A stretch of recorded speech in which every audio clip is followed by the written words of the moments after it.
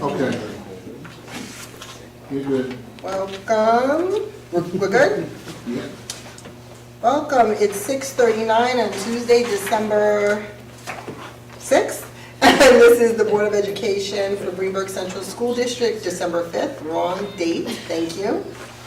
That's because I don't have my glasses on. And this is the Board of Education meeting for Greenburgh Central School District's work session.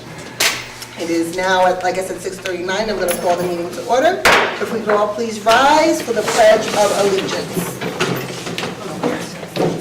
I pledge allegiance to the flag of the United States of America and to the republic for which it stands, one nation, under God, indivisible, with liberty and justice for all. Thank you all. The next item on our agenda is B1, board goals. So we're trying to get through our board goals this year. And I started a document, I think 2 meetings ago, trying to organize our board goals. We broke up the responsibility for our goals into our committee structures. I think the committees that have met since we did that were the Wellness Committee. Am I saying that? Okay, the Wellness Committee, the CEC Committee, and the Governance and Policy Committee. FinFac met before, but I don't think you've met again since our last meeting, correct? Correct. Okay, so do any... And safety. And safety met before. Safety met before as well. Okay, so we should have... And technology. And technology has met since then too. Oh, No, so no, we... since. Since. Before, okay. We've already discussed goals. Okay, so there should be 4 committees today ready to discuss goals, correct? I don't think wellness had goals, did we? I don't know, I thought I don't- every committee was If we supposed did, to. I don't recall it, so Okay. I can, we So have we'll a circle meeting back. next week, so. Wonderful. Okay, and is there any update from safety and tech? No? Because you haven't met. And is there any update from governance and policy on your goals? Yeah. And just note, though, that I believe safety and tech already discussed goals, and that's in the document already. Okay, wonderful. So what are Governance and your, policy.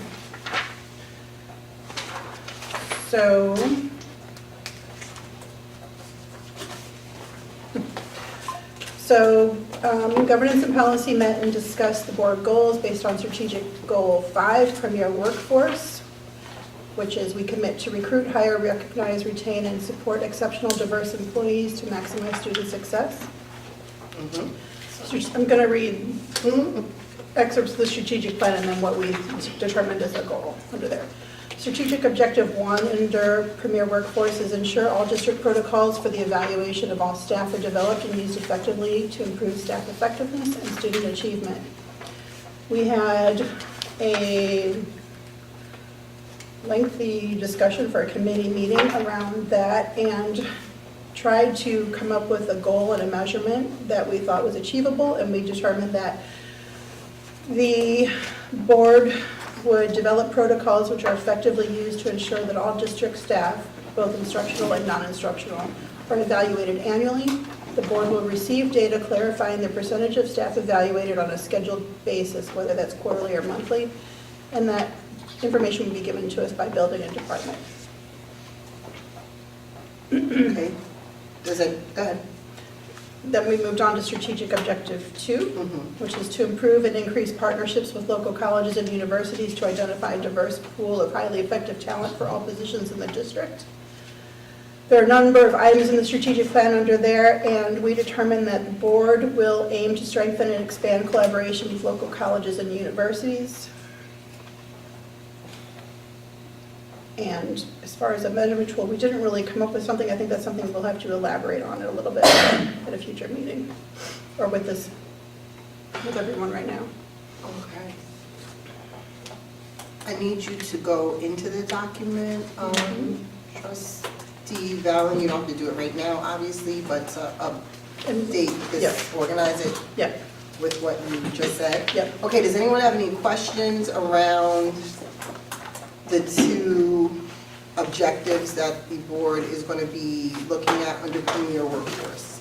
I Yes. think there was a comment at the CEC, and the question was, what is the baseline? On the Which goal one? you just talked about in terms of the partnerships. Partnerships? That is, what partnerships are already in existence? And use that as a baseline to say, if we're going to increase it, you know, is Manhattan College already partnering with us? Et cetera, et cetera, right? WCC? Pace? Manhattanville. Yeah, Manhattan Phil College. There was a few other. Mercy? Sarah Lawrence, did you ask about that one time? Sarah Lawrence? So, Mercy? but I think to Trustee Warner's point, to see who's active right now, we know what we've had in the Yeah. past. What's the baseline? I also like to point out, under strategic objective 3, which is ensure all district institutional decisions, practices, systems, and structures are equitable, inclusive, and support our diverse student population and community. We noted 3 things. One is something that's already been accomplished, and that's that the board approved a DEI, a diversity, equity, and inclusion policy, number 3440 in April 2023. So that's a goal that's also in the strategic plan that we've already done. But in line with that policy, one of the goals is that the board will approve a DEI committee membership as per that policy. And I believe that's something that Dr. Iverson has already been working on, and our target for that is January, February. January, February, what does that mean? That hopefully by Are we saying January. January 30th? It's Or February. we're saying January, February, and meaning like there's no set date In the beginning of the year. There's no set date in the strategic plan. I just, for the DEI committee? for the formation of that. I just know it's a process of outreach, and hopefully by February, we're approving the committee, if not earlier. Yeah, but let's make a goal of February. Yeah, we That need to way, make it if you have do a January. deadline. we're Right. ahead, Okay, I hear you. Which would be good, yeah. Okay. So what is like the second, what is the board meeting or the work session in Dates, February? yeah. I'll just put regular, Okay. regular meeting. The second meeting, let's look Right, at because the we just leave calendar. it like that. No, that's true. Okay. And then just another note, under that strategic objective 3, in the strategic plan, it's noted that by June 2024, DEI will be fully implemented in the district using the New York State DEI survey to measure and report quarterly progress of the yearly goal. So, and I believe the discussion in committee was that the survey would be developed by June. And as far as DEI being fully implemented, we acknowledge that that's part of the process that will not. Fully implemented is an incorrect statement. I'm reading what was in the Right. strategic plan. Okay. We acknowledged in our Because discussion fully that fully implemented won't be possible by June Right. 2024. We're aiming to have the survey developed by the committee So, and distributed by then. February 6th is the work session. okay, so we're No. going to say February 6th? 13th Regular of those meeting. regular meetings. Regular meeting? But do we want to do the work session, that she could present the committee at the work session, what she came up with? And then, I don't know if we have to approve the committee? Normally, Yes. items Would you are approve it presented for- at a work session and we approve them in the regular meeting, which is why I believe February 6th would work. we're looking to approve them by the regular meeting in February. Approved by February. February 13th, yeah. So the makeup of that committee too, we've talked about in Gulf PA, which is a public meeting, and people can come to talk about that as well.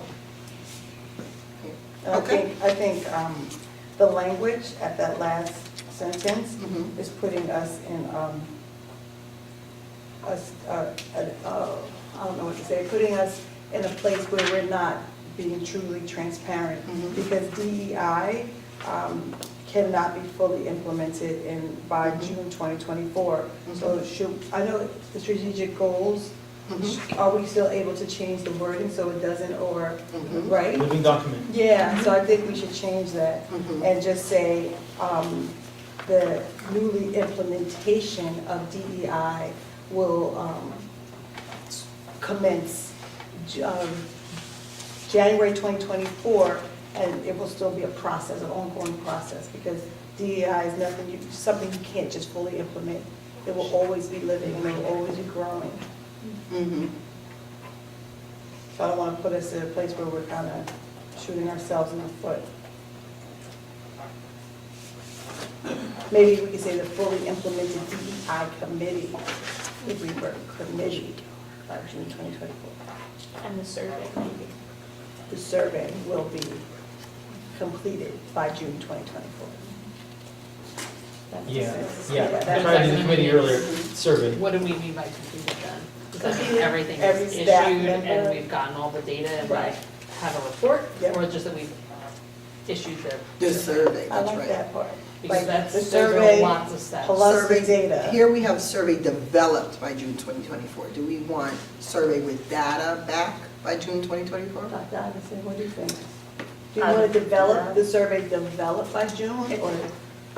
So the committee, the timeline of the committee being approved by the board by the 7th, and the committee will work with Panorama, our partner, to help develop the survey, that process, and then it will go out, I'm thinking we're in spring. So I don't know, I think the survey will be back and we may have the data by then. We would have administered the survey, developed the survey by the spring, administered the survey, and have the data by the end of June, but I think that's a reasonable timeline, but That sounds. but the committee will guide that. Once that committee's in place. Right. They will, we kind of, if you step back and let the committee kind of guide that work with Panorama, knowing that you need these goals accomplished. Okay. Yes. With the equity leader.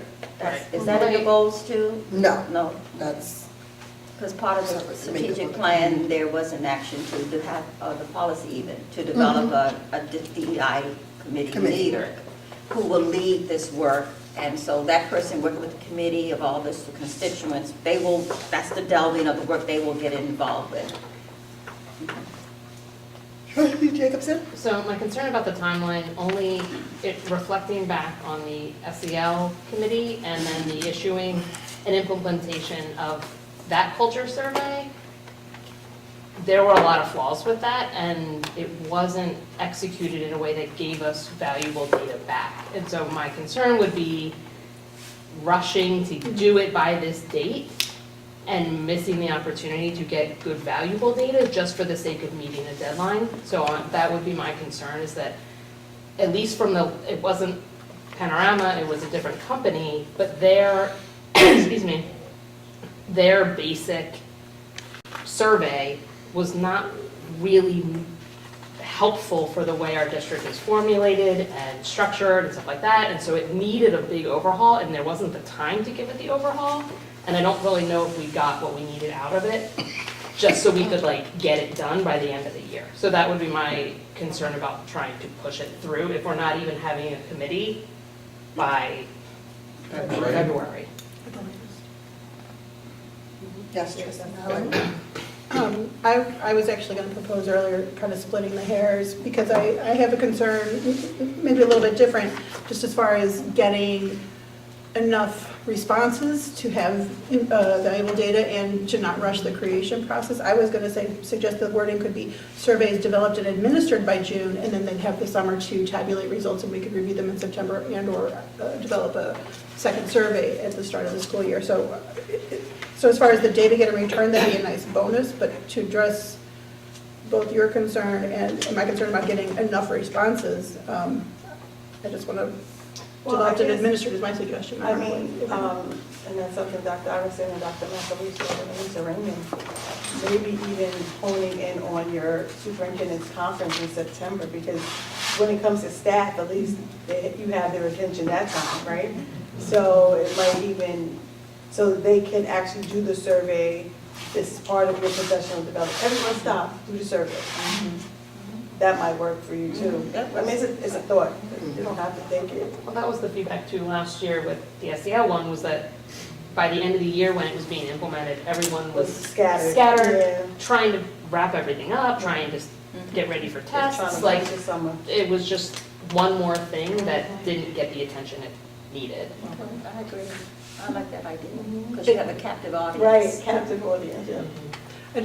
Dr. Iverson, correct me if I'm wrong, I also want to point out that I think there are going to be various permutations of the survey being developed, not just for staff, but also for the community, students, et cetera. So I was kind of looking at the bigger umbrella, but if we're only focusing on the staff portion. It's a great idea, but, But think about it, parents are more in tune during September too. Right. Children are more in tune in September too, because the summer came, we're relaxed, now, okay, it's school. So like it kind of gets you back into that mentality of, all right, we're back at school, and here's a survey, and you know, I you think want we'd to. have better outcomes. Probably have better results. Yeah. More people will Yeah, respond. I would suspect so. so are we saying developed by June and then administered in September? Sorry. Developed and approved, I guess, right? Right.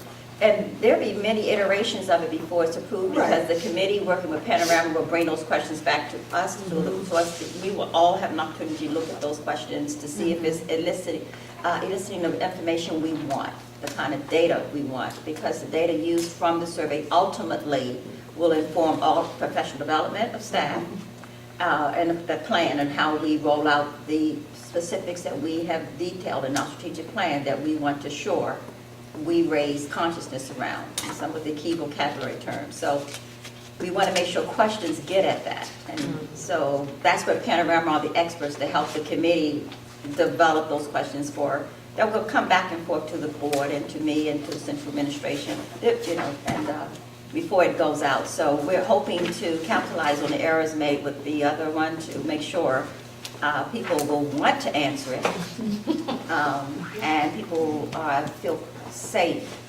answering. That was another concern, I remember that. And so, Okay. so we're not, you're right, rushing it is not what we want to do. Well, so we do need to modify some of the dates in the plan. But I like whatever the last one was Yes. develop it by the summer, execute it in And, September. yeah, and then develop the plan from there. It's an idea. I do want to push back though. Okay. And you and your team can discuss it and present to us. Because I'm listening to what you're saying about developing, kind of being the groundwork for you developing professional development. DEI is very important. It's kind of the cornerstone of who we are here in Greenburgh, and being an integrated school, and the model of creating the district was integration. So, you know, maybe this needs to be a priority, because going into September, if you want this data to be able to inform how you're going to start the year, or how things that you may do different next year, maybe you do want to have it done sooner. So, you know, I do think everything you guys are saying makes sense. So you may want to move slower, but then you also may want to move quicker and put a priority on it, so that in September you could start moving in that direction. So you have two sides. Okay. to make. Say again? Did you want to say something? Oh, I think I was going to say something similar to what you said, except that, so my concern is, you get to September and you're making an evaluation, and say, well, the school year's just started, I don't know anything yet, right? That's the counter, That's possible. right? Whereas by the end of the school year, you had, the cart, your mind is full of all the stuff that went right and went not right, and you have something to say, and then over the summer, it kind of fades. So, you know, if you debrief, you make sure you do it right away so that everything's fresh in people's minds.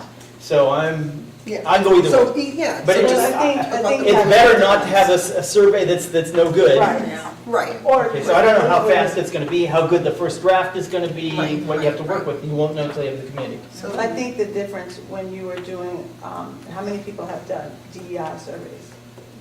Created or No. just taken one? Right. Yes. So it's not about what you learned through the year. It's about your own implicit biases. It's about how do you feel about different people of color, people of non-color, about students of color, about students of non-color. It really digs into the person's perception, and then it's amazing, because there could be a question where, do you think all black children are lazy? And you'll get some yes, and you'll get some no. So it really digs more into your beliefs, your awareness, and your identity. So it's not about schoolwork, it's about who you are as a person and what your beliefs when it comes to equity and through an equity lens. So just So if you- I'm new to the school at the beginning of it's the all year, about you. then I have whatever my attitudes are going in. If I have a year worth of experience, your experience causes that to drift over time, right? Yeah, but it's really just about who you are and what your beliefs are. And it's good to know, because then she can really look at her professional development and say, what other things do we need to bring forward? You know, so people can have these conversations, because they're courageous conversations to have.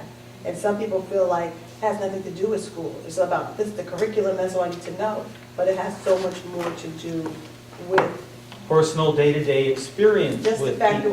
the way that you are teaching and the students learning in your class and how you're really supporting them. I know Dr. Macaluso, you did some equity work, right? So he's Right, had but- experiences around it. You're making my point for me, that if you No, have I'm not. whatever the media gives you, right, if you have no experience, you have whatever the media gives you, and you're wherever you are. And then you have a year worth of experience. And while all the lessons and curriculum are going on, as you reach the end of that year of experience, then your experience will counter anything that you receive secondhand, or to a certain extent. But you want a baseline. So you want to know where you are with zero. And then as she professionally develops and you work with your colleagues and then hopefully when she does her mid-year evaluation or survey, there might be changes. And then when she gets to the end of the year, hopefully Ongoing. there'll be some more changes. So are we developing a pre-test, post-test model? There should be Yeah, you got to constantly tap in to are the professional developments working.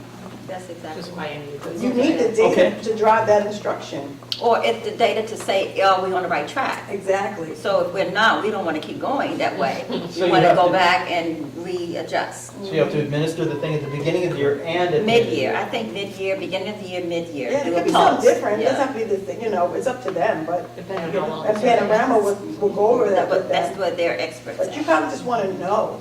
But the survey will do just what trustee Washington is saying. It's going to get information from all the people taking it around their perceptions of how they view DEI in our environments, as well as it's going to elicit information around where your consciousness is around how you see DEI and how you define it, and around key terms. That's what you mentioned, implicit bias, around racism. It's going to gather on two levels, personal and programmatic data, to help us better create, or make us all better as individuals who are doing the work. And then when we are better, we're implementing strategies that's going to help make what we do better, more inclusive. So it's to hit both prongs. It It's makes you really- aware. It Awareness is going to the raise first, our awareness too. the first part of the framework. It's called awareness. Just being aware that you have implicit bias. As a Black woman, I wouldn't say I have it, right? But then I do. So you understand? So these things kind of dig things out of you, make you uncomfortable, make you realize where you are. And you're like, wow, it gets very deep and emotional, but it's real work that has to be done because we haven't been allowed to have this work for years. So if you have a district that's willing to really delve into it, you gotta really do it. We got to start You here. gotta start. Yeah. Okay. So, okay. Go ahead. Are there any other board goals that were not discussed tonight? I Well- feel like CEC did bring up. CEC brought up a lot of stuff. Yeah. Jamal is the chair of the CEC. Okay. I can hit, I'll hit 3 things, okay, and Okay. stop. But there are a whole bunch, and Jamal can come back with a full report. Okay. Back in the student success goal, under goal 1, right, strategic objective 1, there was one thing. All right, so goal 1 is student success. Strategic objective is to ensure all students will graduate curious, collaborative, creative, critical thinkers and communicators with skills to be lifelong learners, with a pathway contributing to our changing economy and rising workforce. Portrait of a graduate, do all the portrait of the graduate stuff. And there's one thing that might dovetail with CEC, and that was back on, I have page 10. It says, create baseline data and use data to increase community partnerships / internships such as WISE, CAS, that's from IB, personal project, community project, PYP exhibition at a rate of 10% per year. And so we need baseline data for that. So that was a request of the administration to give us baseline on those projects that allow us to have those community partnerships. So you said that was a request? That's a request of the administration, Oh, right? okay. the administration had to duck out just as we were getting to this topic, so. Okay, yes. So there's that. Then, under objective 3, ensure a comprehensive and innovative early childhood program, we wanted to know, develop and implement parent-community workshops to increase understanding of how early childhood growth can be strengthened at home. So we were looking for what kind of parent university went after ECP this year. Okay, and that, right, and then I'll just do one more. And Jamal has a whole I'm sorry, raft of what was the last point you said? What kind of, okay, thank you. parent university was done to increase parent knowledge of ECP. And then the last one I'm going to hit is back in strategic goal 3 under communications and engagement. There's sponsor an academic competition that engages students, parents, and the community. And that's an old historical thing. We were doing the spelling bee before. Dr. Iverson said she prefers harder vocabulary development or another kind of event. And so we were looking to brainstorm for another idea. We said Jeopardy, but that's just a straw man. It's whatever you think would be the best thing. The important thing is that we got the community involved in the process of having the game. So you had the competition, it was academic, the students saw it, the parents were involved, the community members, we had judges from different parts of the community that came out. And so it was really a way of getting everybody together and to value academics. So any event you want to come up with for that. So that's 3 things. That's enough to get started. So And then he had the boost community trust and pride in our district. So from CEC though, was the half. Yeah, if you want to add some more stuff. District-wide event was under communications and engagement, correct? Yes. Okay, no, It's, but it just bounced, sorry. Goal 3, objective 1. Thank you, okay. It's like 3 boxes down. And trustee Washington, you said the community, community. He was talking about right here, where you have C, right here, boost community trust and pride in our district. So they were talking in reference to communication, what Dr. Iverson's been doing, but how can we make sure like we get communication to other than parents? What are we doing for the senior citizens? What are we doing for parents that might not choose this district and that's their choice, but letting them know the good news that's happening? How are we advertising our school, like the events that are happening? Like if it's going on Hartsdale Avenue, are we putting up posters? Are we, on the news station? All these different things, like how to boost the pride and the trust to let them know what's happening in the Greenburgh Central School District. And then they talked about the phone blast, they talked about, You said this one. okay. So all of this communication. Yeah, well, he has more, like Dr. Yeah. Trustee Warner said. There's a lot. There's a lot. Okay. So trustee Thomas will send the full report. Okay. Any other committees? So the education committee, when we meet again, and I have to talk to Dr. Macaluso, we were thinking January 17th, but CEC asked to take that date, and I think there might have been a conflict. Correct. So I think we should talk maybe after I don't want to just do data again, but maybe we could talk about the mid-year real quickly. So maybe we'll do like a February date, we'll get some dates in February. But we definitely have to come up with a goal for this year for the education committee. So Dr. McAllister and I will get back to you on that. All right, next on our agenda is policy review, 707. And I'm going to, pull up these policies, number 5661, wellness, 6121, sexual harassment in the workplace, 6480, staff use of district-owned vehicles, and 7551, sexual harassment of students. Everyone should have hard copies. And I'm going to turn it over to Trustee Valen, who's our GovPol chair. You'll give a report later, but do you want to say anything or reference anything regarding these 4 policies? I will note that they're all in front of you guys, I think in numerical order. Thank you, Ms. DeFrancesco. 3420, Yeah. So, non-discrimination and anti-harassment in the district is one of a set of 3 or 4 policies that we're reviewing last month and this month that have changes due to changes in federal and state non-discrimination and anti-harassment laws.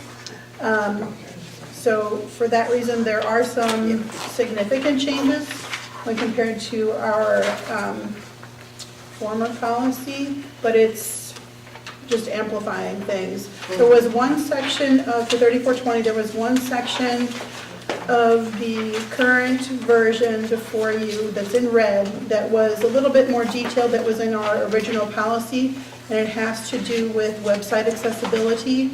Yes. And so the administration and legal has, they want to, we're retaining that in the new version of the It policy. needs its own heading because it's kind of disjointed that it's sitting there in the middle of another section. Just, online accessibility for all or something to set it apart. But yeah, there's nothing wrong with any of the text. It just doesn't flow. Okay.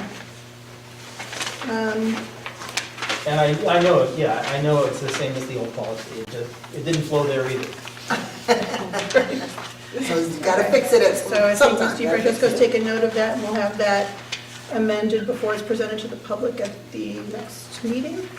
Any other comments on 3420 before we move on? Should I take up the additionally? Well, you need Yeah, to, the additionally doesn't work. you need to explain, because you're jumping to 3420, which is in admin content, because I read the ones that are public, which is 5661. It's here. Oh, I missed that. Yeah. Thank Do you. I start it there? Well, 5661, I don't have you. Yes. Why not have it? Can we finish 3420? Yeah, are there any comments on It 3420? doesn't have a title at the top of it because they redid it, but it just says number 1 at the top is the 56. 61. So no other comments on Oh, yeah, this 3420? is preamble, Yes. Okay, moving on. so that's 5661. So, the one that starts with preamble is Got it. 5661, wellness. Sorry, I have a lot of papers here. Yeah. Just make sure I And I get don't what have I'm doing. 7551. So I'm just gonna go one by one. It's 7551. It's here. So, wellness, so there were, in the admin content, you'll probably see 2 or 3 versions of the wellness policy. There was the Greenburgh version, there was the Erie one updates, and then there was the Wellness Committee has been convening with Ms. Raymond for over a year, I believe, and this is the version that the committee has come up with. Trustee Long has been involved in this from the beginning, so I'm going to turn over any comments, questions to her, but I'd just like to say quickly that I believe the policy version developed by the committee will be formatted, et cetera, like the Will look the normal same, versions, and it does contain every relevant part suggested by Erie 1 and Greenburgh prior to that. But Trustee Long, would you like to elaborate more on why you chose to come up with, why your committee chose to come up with a separate policy? The policy needs to be reviewed I think it's triannually, and so we were behind on reviewing that. The format change came out of policy based on the recommendation that we review a model policy when developing our own. So we kind of went back to the basics. We took our current policy, the recommended policy, and the model policy, and reviewed all 3 of them. And the committee decided that the readability of what you see here today is much easier, and that they preferred that. And because this policy is one that has a lot of public interest, we decided to stick with this presentation of the data as opposed to our more classic policy layout. But all of the necessary elements are in there. It covers nutrition, SEL, physical education, physical activity, everything. So, yeah. Okay. Oh, Go ahead. all right. So, wonderful. I like that it's readable. I like that instead of it having a few words and a lot of references to other documents that may not exist, It actually lays out everything. I'm really happy with how concrete this is. I wanted you to explain to me a little bit, classroom physical activity, that's back on page 8. Tell me about that classroom. Can you give me a couple of examples of classroom physical activity? I know it defines that it's not recess and it's not PE and it's in the classroom. And is everybody rolling out their yoga mats or what are we looking at? I don't know how it will be implemented in the classroom, but as a committee, what we talked about was sometimes there's times when students are sitting too long, and it's just getting up and getting a brain break, shaking it out. And I think it may be more obvious, I don't know, maybe in the smaller kids, when they start to get a little antsy, and it's like it's time for a brain break. It's time to just shake it out. So then as a teacher forming my lesson plan, I'll have this thing and I'll realize that my lesson takes this amount of time. I'll go, oh, brain break, and I'll go do it? Okay. I know, like, the younger grades use Go Noodle a lot, and so they'll get up and they'll do a song, or they'll do jumping jacks, or some kind of like physical exertion to Okay. just settle the nervous system a little bit so they can refocus. So Great. yeah, I think it's a lot of the younger grades, but I think even just the older ones, like going outside, not as a part of class, but just like They can go outside and going talk. for a walk. Like, that's what I'm, but not like They can go gym outside. class, like, but And they being can out also there use doing triads, different type of discussion protocols, where kids get up back to back, face to face, where there's movement within their lessons. That could be for the older children too, and the young ones. Okay, so we're gonna review this, as well as address it, yes. Sorry, I know you want to move on, but I've got some stuff to add to this. So formatting issues, of course, district should always be capitalized when it's referencing the district. I believe there are some specificity in here, page 4, for example, when you talk about exceeding the USDA nutritional guidelines for school lunches, as well as page 6, for example, lovely charts, because USDA can change the requirements. It might be helpful to have a link to those websites like we do in our current policy. But I realize that this section here on page 4 is talking about exceeding USDA nutritional guidelines. I would like just to confirm that this is in conjunction with our food service providers, and this is either already happening or is possible to happen within our current contract? Yes, our policy should be least restrictive. Our Correct. current Right, contract because is, we're getting very hyper-specific Specific, here, yeah. and our current contract is up at the end of this year. correct, but So- as trustee Mears just said, usually policies are umbrellas, and specificity happens later in the action, so. The exceed, the reason that I can speak to this one specifically, the exceed is in there because the USDA has changes to their requirements out for public comment right now that are expected to be implemented in about a year. So we chose to add that because today it's exceeding. In a year, if those public comments and all is accepted, it will be part of the policy, the sugar rates and whatnot, so. So before I go on to my last item, I'm just curious, how does the board feel about specificity in this policy as opposed to a link to current governing I would not put guidelines set by the specifics. government? I would not put specifics for policy. Does that give us any kind of bargaining power when developing a new contract based on what our policy is? I don't know, I haven't negotiated a nutrition policy. I guess you're at the table for that? We would have to put that in our specs. But would that give us In the more RFP. kind of an oomph to be like, well, our policy states, so therefore that's what we need from you? Or would Yes. that give us more grit, more teeth in it? It might also limit our responses to our RFPs, I imagine. That too. So there's Never be double edged. specific in a policy. Yeah. Okay, so again, this Okay, is so, And we in the did- process. Go ahead. so I'm on the opposite side. I think that what's gonna happen is, we're gonna say, here's what we want, and then the bids will come in a little higher as a result of that, which maybe is not a bad thing. Like the bids come in higher? The bids may come in higher because, well, yes, What do you mean by higher?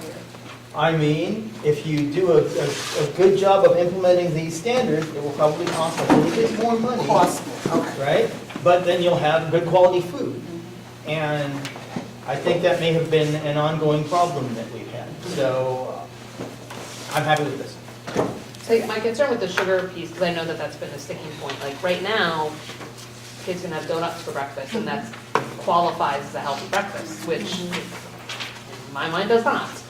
So I think kind of drawing the line in the sand about like, this is what is acceptable for us can be very helpful. Now, whether it all needs to be super specific, I think you could argue that. Personally, I would like to see like, is having like the preference for foods, specifically poultry, that doesn't add hormones? Like, are there other things that maybe can help provide direction or say that we have a preference for, even if we're not saying like it must be X, Y, and Z?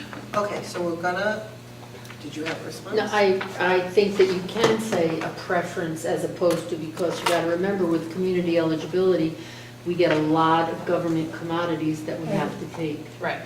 So that might not, So again, we're talking about the difference between an RFP, which is what Ms. Raymond's referencing, and what we put out versus our policy. So there are two different separate things, but we should all be reading this 13, 14-page document and looking at it and then coming back with additional questions. Yes? I just did the one other thing, and just at the end, under the cross-references, all of the legal all of the legal cross-references are missing, so those need to be added in here. Okay, no. Okay, trustee Jacobson. Page 3, there's just a spelling error. It's spelled wrong at the top of the page. And I just had a question about on page, what is this, 4, on the eating times that we're giving students. It says they'll have at least 20 minutes to eat lunch, counting from the time they receive their meal and are seated, and I know that that's not what happens. They have 20 minutes period to eat, and that includes however long it takes them to get to the line. And so I guess my question is then, are we prepared to make sure that the school day is structured such that kids can actually have enough time to do this? Which is why you don't be specific. That's the No, problem. but it's a problem. That So that- timing that is is- required, that is required in our model policy, then- or in our policy. So then the procedures have to change Yes. and practices. Yes, our procedure. So there's an element of this that also includes us assessing what we're doing. So the assumption is that this is ideal and that we probably are not quite there. So there's an assessment, but that timing is required. It's part of our policy. We don't get to not have that in there. It's required by the state, so. So then how are other schools doing lunch for longer?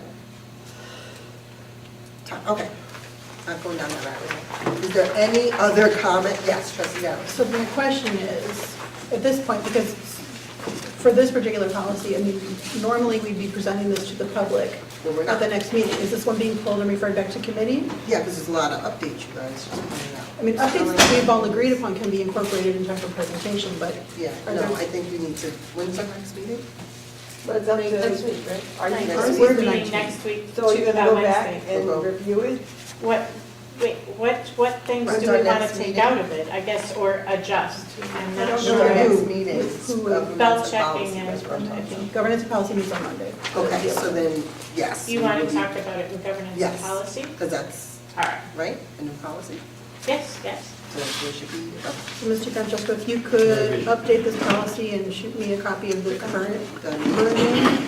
and it's going to be in the new, in the old format, including all the legal references, right? I'm sorry, I have one more question. Yes. Because we have SEL built into this, and because we have mental health and all these other pieces, does DEI belong somewhere in this document? Did you say DEI? DEI based on, But it's not solid, it's not finished yet, so it okay, would be, that's what, that was just my question. like, should we do like a sentence or two to address that without specificity, because we don't have a committee yet? We have a But you don't need a committee policy. to Right, talk about DEI. we do, but we don't need a committee Right, to we talk about don't, it. But because should that's we have a line or two? Go ahead, trustee Donna. Let's add a cross-reference to policy 3440, which I think is the DEI, and can we also add a cross-reference to 5660, which is school food service program, 5660, what was the first one? 344. and 3440. Thank you. Why do you know that? Because And she's on the policy.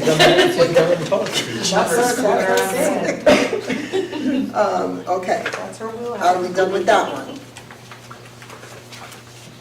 Yes, no, maybe? Sounds like it. Okay. Next we have 6121. 6121. Sexual harassment in the workplace, same as before, this is one of those updates. There were, I think this is the one that might have had 2 updates since it was last reviewed, which is why you see redlining through our red words, which is because it was changed since the last change. Any questions, comments on this policy? Or is it ready to get presented to the public? 18 of 18. That's good. Very good point. Next, we Hearing have- none, Tracy's having. Listen, Chris, you have 2 sentences in a row, the same sentence. okay, Karen, what page are you looking at? Page 1, so if you look at the 3rd and 4th line, they look to be the same. 3rd and 4th line, of which paragraph? It is. This policy addresses sexual harassment and gender discrimination in the workplace. Yes, repeated. Yep. Got it. Okay. All I see is red. Oh, no, this is right. Okay. So the next one is policy 6480. I'm going to actually skip that, go to 7551, sexual harassment of students. It's the last in the series of policies Now, that were mine was updated. stapled to the back of the other one, so I had to rip it off. Yeah. Mine wasn't. How come mine? Don't discussion. 7551, sexual harassment of students. So again, last in the series of those being updated, due to changes in the law, any changes? I have more photos here, but my copies can go. It's what I edited. I'll look at it. Okay, hearing nothing. Sexual Yeah, harassment well, of students? okay. Yep. Page 2, the last, next to the last item J on page 2 of 7551. So you have this entire list of examples of sexual harassment. And one of the items is, That's a good point. and most of them make good sense, and one of them says clothing that Yep. reflects sexually obscene and or sexually explicit messages, slogans, or pictures. Yes. So you've got all this other stuff that could be targeted at an individual, and then you've got this broadcast. Right. And that's, it's a strange example. I'm not quite sure why it's there. Not only is it strange, it's ambiguous, especially when you get to Well, high it's- school. It sounds to me that you don't want someone walking around with a penis on their shirt as you, like a. No, that, yeah, that makes sense, Does but, that qualify as sexual harassment? Yes. Yes. right, well, I actually don't think so. a genital would, but if you say They could say. certain words Like, or, yeah. And if I do Teenagers something might- that says my sexual identity is different from yours, then Teenagers Plus, my might push sexual the, identity is different than yours. might What push does that mean? the That boundary doesn't, with that that doesn't That- You're around. saying it's a slippery slope? that's not obscenity. Right, no one's saying that is. No one said that was. Are you saying that some people might perceive it to Yes, be, and it's so then they perception. can say Yeah, but how, that who it- that they defines are that? Yes. But that's called identity. Who So that's what defines this? DEI is all about, so that's the difference, awareness and identity. So if the person is identifying and letting you know what they identify with, you can't be harassed by that. Because if I tell you, just like I'm a black woman, how am I harassing you by saying that? That's my identity. and then even unwelcome and or offensive public displays of sexual or physical affection, what if two kids or whatever are making out? Does that become, can that become sexual harassment, or can that become? Yes, if I it's think not that one's harder, I think that one's Yeah, trickier people- than yeah, that's- J. Yeah, I That's think on J both. is that's less different. controversial than. David, an example of J would be like, boys are, girls are smarter than boys, or boys are Right. faster than So- girls. right. Something like that could be viewed as sexual Right, so harassment. that's a great example of something that a kid, a Okay, I teenager can might accept push the that. line with. That's a, well, I can accept that, though, to make Trustee Warner's point, that I could see somebody wearing that and not thinking it's sex. So who makes that determination is my question. It's the person person that's who harassed. feels that they're being harassed. Enforcing. And then that's it. Who takes the offense, who feels, Okay. Okay, good. Sorry, just before we move on to the last one, could you please have a cross-reference to 7312, which is the student dress code? Yes, what was the dress code is that? Okay, Thank you. next we have. The last one is 6480, staff use of district-owned vehicles. This is in here not due to a change from, as suggested by Erie 1, but due to administrative request. I do see that the blank number 5 on page 1 is still there. That needs to be removed. Like number 5 has no item in it under B. And we'll change the other one. But if anyone, so I don't know if anyone questions, comments on the section in red that's being added. The added text says, with the exception that the superintendent may authorize the director of facilities to drive the district truck home when inclement weather is expected so that he or she could report to work the next day to prepare the district's buildings in the event of weather-related conditions. Can we change it to a they? We're adding it. So we can't Take out he, she, they. But why, Mr. Francesco, did you get that one? you can't just say with the exception of the superintendent's direction? Like, I mean, or why do we have to put such a specific? Because that was the request. And that's why this came up in the first place. Because people were taking the truck before? Right, The so policy now the exists. policy says you cannot. Saying you The cannot. policy always said you cannot. Right. No, People it's were not. taking it. Right, I know. And But I just wanted to know the specific where the superintendent may authorize. That sounds good to me. The superintendent may authorize the use of a district truck. In general. For this specific Because what if she purpose. needs it for something else? Like, what if it's not just snow? we're only asking for snow. All right. Would it say also superintendent or her designee if she's not? Nah, we're not trusting the designation. If she's not available? I'm sure. To authorize, you mean, because Yeah, yeah, well, if you- I'm not driving the truck. No, no, I'm Okay, That's right, but the puppy will be in the no, but that's no, I mean, Lisa, I mean, this is really, no, this is a good point, well, it's a good though. point, yes. This limits This the limits her. superintendent's Superintendent or authority. their designee. Designate. Well, wait a minute, I don't know if we're gonna go that far, because right now what's here is a limited scope. So what trustee Washington had asked is, do we want to broaden the scope to have the superintendent authorize a vehicle, not necessarily for snow, not necessarily, but for whatever she needs. And then the even broader would be superintendent or his or her, their designee. So we're going from here to here and then to here. So trustees need to think about that one, yes. I prefer the limited scope right now. Okay. So yes, Just playing total devil's advocate. Yeah. So let's say the director of facilities is, we have an acting director of facilities. Does that need to be named specifically, or can that still apply? mhm. No, it's. Right, so with That's the, the position. Okay, so even if they're acting or interim or whatever, it would still be okay. So if Dr. Iverson is at a conference and Dr. Macaluso calls a snow day, he can't authorize the director of facility to take the car home. well, we have cell phones and internet, I Well, what if- don't know where you would be unavailable, but, Yes, I would be available, but I hear your point. and to go along with your question of acting, what if the athletics director needs to use the truck for something? I don't know, then are we limiting ourselves by saying director of facilities? Do we just say?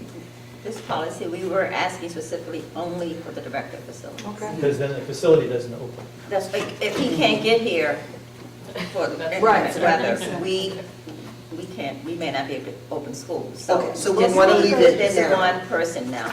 Want to leave it now? Yes, Okay. right now. All right, and just change the day. But you didn't want to put designate, you're good? Designee in there as well. No, I thought trustee Donald said no. No, I meant the rest of it. She's the only Oh, one who votes. The Don't vote. designee is fine. Don't mess that up. If everyone Sorry, agrees, does one everyone vote. agree, or their designee? Okay, let's go.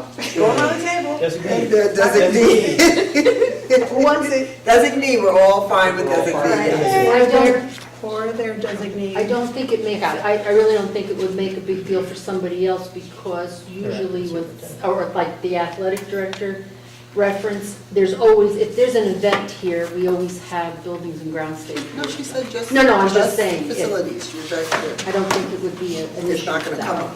Okay, good. All right. That's it for policy review. These will be presented, some or all of these will be presented to the public at the December regular meeting for possible approval. Some or all, for the possible approval in January. Okay. All right, next on our agenda are reports and public comments, committee reports. Are there any committee reports tonight? Or, yes, trustee Valen? Just quickly, the Governance Policy Committee met on November 27th, called to order at 5:02. Attendees were Dr. Iverson, Tracy, Mary Julie Long, Chris Valen. We approved the minutes from the November 6th meeting. We discussed the board goals, as you heard earlier. We did an update on the policy queue, as we just finished. We also mentioned during that update on the policy queue that the code of conduct changes were suggested, and those changes are still being incorporated into the larger document before the next review by the board.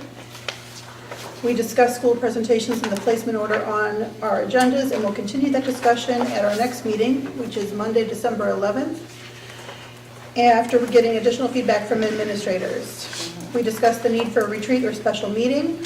We identified that finishing the board goals was our current priority, and if we determine that the process cannot be completed during work session discussions, we may recommend a special meeting in January. Okay. We discussed the need to convene a committee or parent advisory council to review policy 8260, Title I Parent and Family Engagement. Dr. Iverson was going to reach out to her staff to move that along, and we'll get an update next Monday. Our ex officio student members have been chosen, and we hope to meet them at the next regular meeting. At that time, we will announce their names once we have confirmation. And finally, Dr. Iverson shared an internal chart to track progress on the strategic plan, and that was shared with the full board in our Friday, December 1st packet. We adjourned at 7:12. Okay, any questions, comments, concerns related to the Governance and Policy Committee? Hearing none, is there any other committees that have a report this evening? Yes, trustee Warner? Okay. I have a couple of announcements. The next meeting of the Safety Committee is Thursday, December 14th at 5:15 p.m. at Woodlands. The next meeting of the Technology Committee is at 1 p.m. also on December 14th. The next meeting of the Finance and Facilities Committee is Thursday, December 21st at 6:30 p.m. in the Woodlands Innovation Lab. And I had a question. You wanted me to say a few words about Michelle Figueroa. Do you want me to do that now? No, we're going to do that during our report. And safety, what time was that meeting? Safety is 5:15. Thank you. All right, are there any other reports or any other committees want to give their update? Trustee Allen. Sorry, I recently attended the advocacy meeting for Westchester Putnam School Board Association, and we discussed the legislative priorities for the 2024 New York State legislative session. I have forwarded that document to the board members. I will just state here that there were 5 umbrella areas that were discussed, which is a focus on funding, which included the tax cap, flexibility, and carrying unused levy.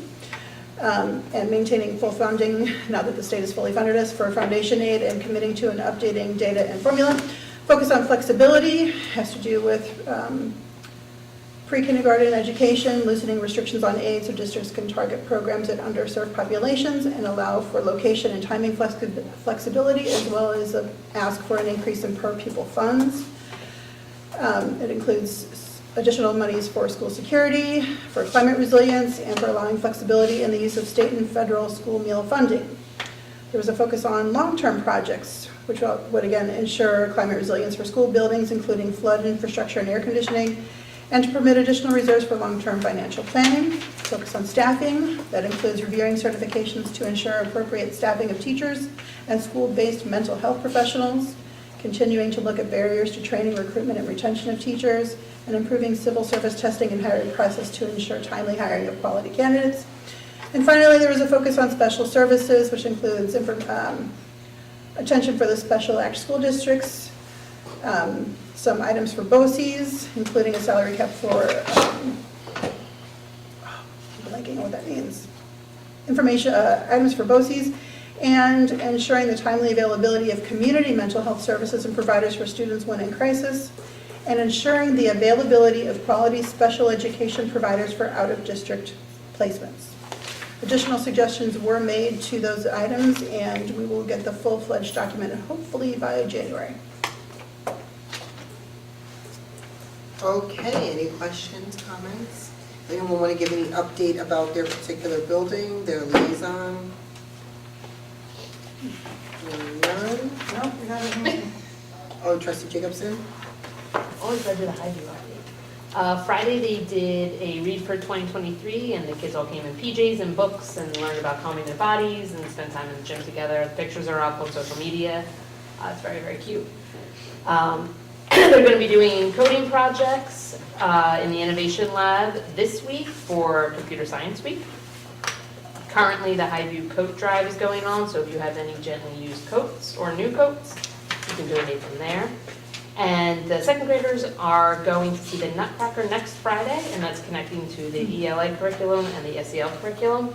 And an extension of the SEL curriculum, they also make calming bottles, which are glitter tubes, and you flip them over and the glitter floats down, and the kids learn to breathe and relax, which came in handy at my house this weekend, and so I really appreciate it. And I think anything that we can take from what the kids are learning here and bring it back to the home and bridge that is awesome. Well, I'll just speak about ECP real quick. December 4th, they had parent-teacher conferences. They had a parent involvement day where the students were teaching foundations and parents came to see their children.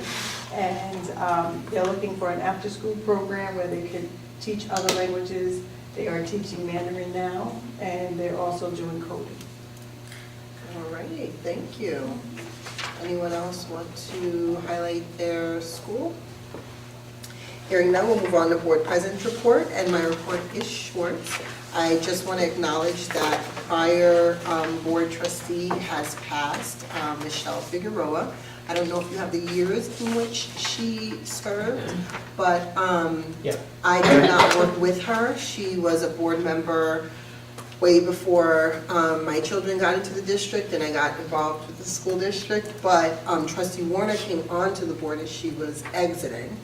And I did meet Ms. Figueroa as a PTA person because she was the chair or the president at the time of the Greenburgh Central 7 Foundation, which was started in a conjunction of parents and the school district. A board trustee, I believe, was part of that foundation, making it happen, that was able to raise funds to go directly to the students. They also had scholarships and funding allotted to staff and to teachers. So she did a lot of work in that, and when that dissolved, she gave all of that money to the PTA. I was on the PTA council, and I was hoping the council could get some, and she said, absolutely not. It's going straight to the units, straight to the kids, and to the Falcons Nest Booster Club. She's a pretty tough lady then when I met her, so I'm sure she was a really strong advocate on the Board of Ed, and I asked Mr. Warner to say some words about her. So could you please do that? Okay. Michelle Mayer Figueroa passed away at her home on Monday, November 20th, 2023 at the age of 68 due to cancer. Michelle was born in 1955 in Yonkers, New York.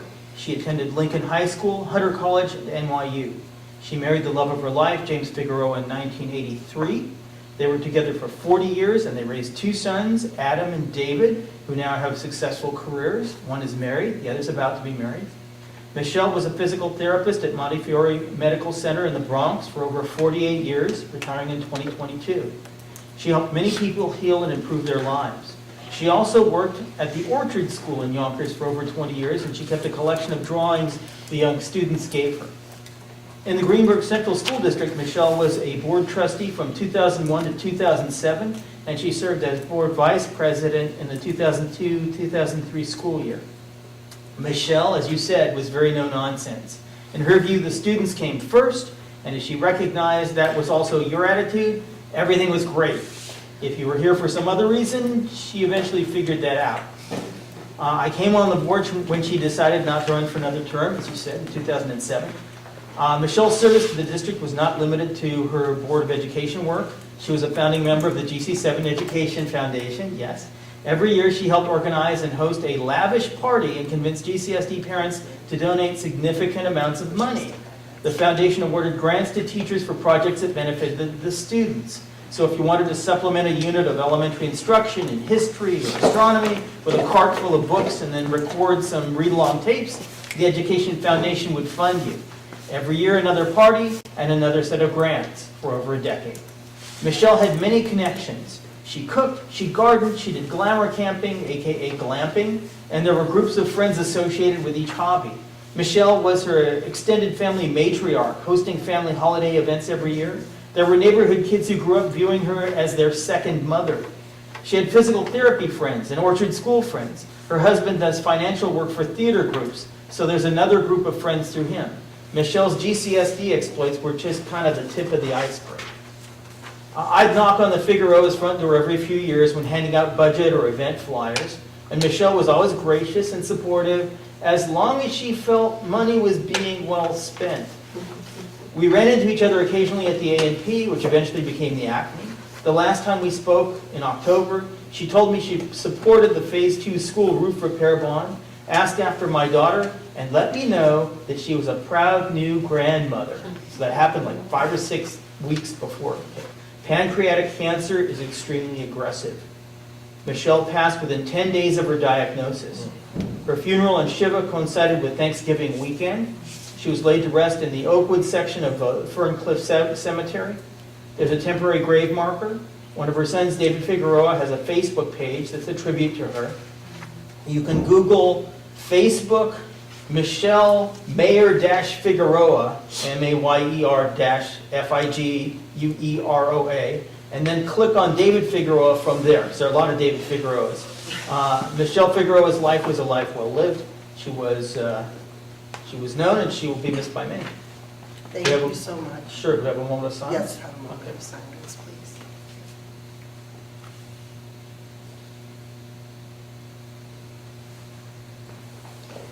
Thanks. Thank you. And her son's name were David and? Adam. David, thank you. So thank you to the late Michelle Figueroa for all that you've done and committed to the school district, 6 years of volunteerism, as well as many more direct service through the foundation as well. And thank you to David and Adam for letting us borrow your mom for a little bit, and to her husband and her family. Okay, so we will move on. Next, we have on our agenda the superintendent's report. Yes, good evening. A couple of my items have already been mentioned by Trustee Jacobson. I too was going to reference the Highview Reading Celebration Day, where everyone dressed in their pajamas and in a cozy atmosphere. Mr. Mastrangelo himself read a book to each grade. These types of activities are great because they help to promote the love of reading. So I just wanted to commend the school for that. I also was going to mention the Computer Science Education Week that's happening right now, and Dr. Macaluso will talk more about the coding activities we have going on in each building right now. And all of you have shirts at your seats that commemorate what's going on this week around our coding activities. And so stay tuned for an article to follow. This week, I want to congratulate 2 high school teachers who were recognized with awards during the school year. What's particularly special is that each award is the result of a student nomination. Ms. Christy Rella, IB and Honors ELA teacher, has been at Woodlands, we now know, for 18 years. She was nominated for the Clays Nobel Educator of Distinction by the National Society of High School Scholars. The distinction exemplifies excellence in educators who demonstrate passion and devotion in inspiring their students to grow and develop as scholars, leaders, and citizens. And if any of you know Ms. Rella, she wears passion on her sleeve.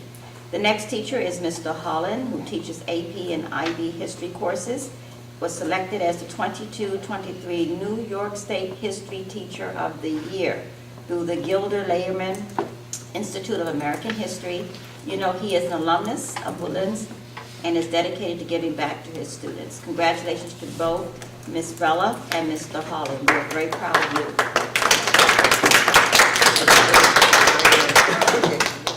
And just quick reminders that we're in the winter season or the concert season. Coming up this week is the Woodlands Middle High School concert, December 6th at 7. And the Woodlands Middle High School concert for, the middle school concert is this Thursday on the 6th, and the high school concert is December 13th, as both are at 7 o'clock. Stay tuned on your district calendar to look for when the elementary schools are having their concerts. Thank you very much. That's all I have. Thank you, Dr. Iverson. Any questions, concerns, comments? So you're saying the elementary school doesn't have a date yet for their concert? They do. They're on the It's calendar. on the calendar. They're on the calendar, and some of them have Oh, things. it's not the general? We announced it at the CEC. Okay. Do you have the dates? Did you announce? I don't have it in front of me. You have Okay. it. Okay. You have the calendar right there. Highview's recital is the 14th, but it's during the school day. But I don't know if that's the same as the So it's in January? So there's a January 24th R.J. Bailey grades 5 and 6 band and choral winter concert. That's the 24th. That was the furthest one out, and everything else was in December. There was, Is there a reason for that, January 24th? yeah, there was some kind of scheduling conflict. Oh, maybe I because know they the don't have a principal. auditorium. Are you I saying asked her. that, like, in December 20th, the Lee F. Jackson Kindergarten Sharing Assembly, Right? and then Highview as a parent coffee? There's a December 14th winter recital. December This is 14th, that's not on the calendar. So December 14th, at Lee F. Jackson ECP virtual PTA meeting. There's also Highview, The winter recital at 10 a.m. on the 14th. oh, okay, maybe they can add that to the calendar. Yeah. And I honestly don't know if it's just second grade Oh. or the whole school. No, it was not on the calendar. I had to talk to the principal to get it. And Oh. you know it. All All right. right. I know that there So was it's not- there was a flyer that went to parents. So is that your school? No. No, No, that's I'm not- a Woodlands. 103. Oh, But yeah. I concentrate on Wise. All right. Okay. But I forgot to put that in my I see. Oh, Okay. maybe Julie is. So, No, I am. I think she is, well, Basil. where is So Julie? why She January had a 24th? Liaison. I'll get the answer and get back to you. Thank you, liaison. Know your school. Okay, where did She Julie? had to leave. Oh, Yeah, it's emergency happened. You missed that. oh, okay, no, I'm sorry, I didn't realize, my head was down. Okay, That's all I have. that is, thank you, and now we have the Assistant Superintendent for Curriculum, Dr. Macaluso.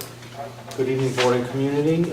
So, as Dr. Iverson has mentioned, throughout December, students from grades pre-K through 12 will delve into coding activities, including programming robots like Dash, Dot, and Ozbot, as well as practicing block coding and other hands-on exercises.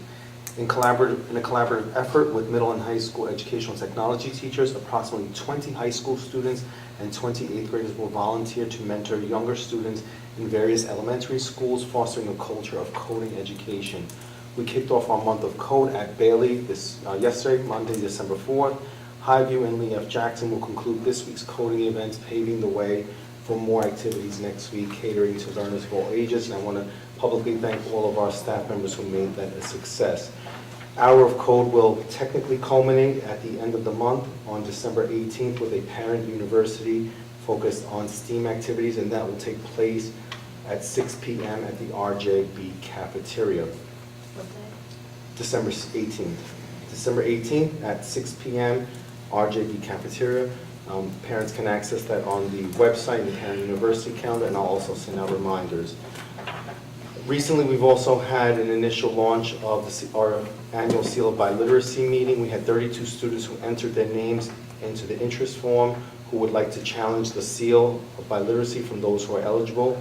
There are a handful of additional students who may also decide to challenge after they have their individual meetings with teachers.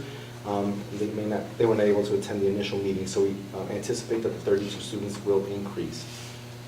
From an international baccalaureate standpoint, we continue to provide ongoing training for our staff, and so we had 4 teachers who were new to their roles, attend individual training for their roles such as sports medicine, chemistry, and the coordinator roles.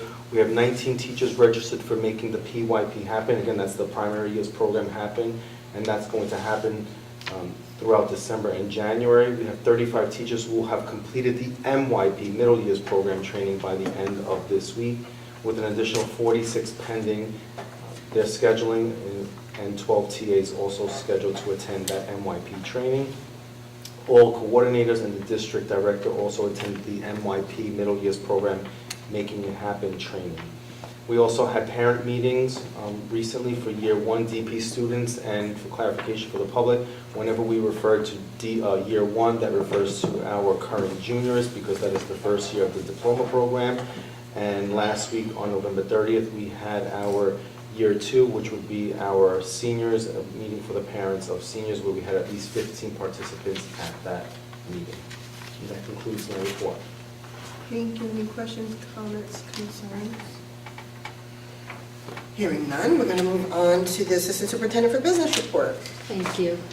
The October 2023 Treasurer's Report, we began with a balance of $19,523,910. We deposited $31,775,986 and dispersed $6,647,005 to end the month with $44,652,891. As we spoke about at the last meeting, I spoke with Mr. Pugliese, and he had put some additional lighting in the side parking lot. It is brighter out there, but we are going to monitor it and possibly put additional lighting. He has also begun the fire inspections that have to happen annually. He's done, I believe, 2 or 3 schools with the fire inspectors. This past weekend, they poured concrete for the vestibule, and they are scheduling the storefront to be delivered hopefully within the next 2 weeks. And that possibly work will be done over the Christmas break. Does that mean January, everything's done? Now, I would say No. it's still going to be about, probably say maybe February. Okay. Okay. The safety audits for all of the schools has begun and will be completed this week, and then CLPS will issue a report for each school. And then we will go from there in coming up with a plan on doing additional security measures in all of the schools. That's all I have. Keep the baby safe. Sounds good. Thank you. Any questions, comments, concerns for Ms. Raymond, or business report? Hearing none, we're going to keep moving on. Next, we have public comments. Do we have any public comments this evening? No, we don't. I know. Very particular. Okay, hearing, yes, trustee? Just one quick question, Ms. Raymond. Yeah. I don't remember the timing, but we were going to look into the after-school snack program and grant monies Yep, or we're still waiting to hear about the after-school stuff. to Everything hear has been what the submitted. application process is? Oh, it's been submitted, we're waiting to hear the result. We're just waiting. Okay, thank you. Are there any more questions or comments from the business office? No? I just learned one, but I won't get into my personal situation. However, there was a parent who informed folks that current parents are receiving summer SNAP benefits in the mail. EBT card. Can you talk about that? Not really, because it goes through the state when everything is submitted through the portal, and parents are receiving EBT cards for their students because we are now on that community eligibility program. So, do you want to just give a basic understanding for parents that aren't a part of that parent who? Well, because we're on the community eligibility program now, all students are considered free. That qualifies them then to families to receive EBT benefits, a card. Ms. Raymond, what are EBT benefit cards? Electronic benefit card that you can use at a grocery store Okay, like for a, food. for like a food benefit card, yes. Trustee Jacobson? So I know like the grant that's giving us free breakfast and lunches is 4 years, if I remember correctly? It's not a grant, it's a program. Program. Does that mean that this too will happen every year for It those should. 4 years? It Okay. should. So if we don't receive that, should we Who do we contact? There's an EBT website and that has all questions on there and you can contact the state. Thank you.